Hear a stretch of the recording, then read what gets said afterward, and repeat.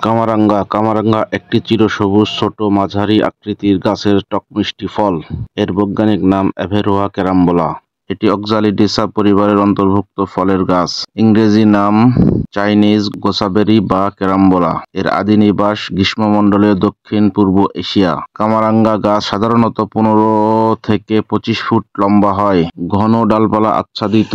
পাতা যৌগিক 1 থেকে 3 ইঞ্চি লম্বা। বাকল মসৃণ কালো রঙের হয়। ফল 3 থেকে 6 ইঞ্চি ব্যাসের এবং ভাঁজযুক্ত।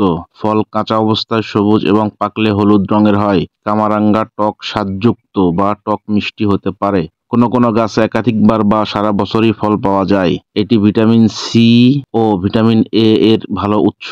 সেপ্টেম্বর থেকে জানুয়ারিতে ফল পাওয়া যায়। এ গাছের ফুল, ফল, পাতা, বাকল এবং মূল সবই ঔষধি গুণসম্পন্ন। এর অ্যালজিক অ্যাসিড খাদ্যনালী বা অন্ত্রের ক্যান্সার হতে বাধা দেয়।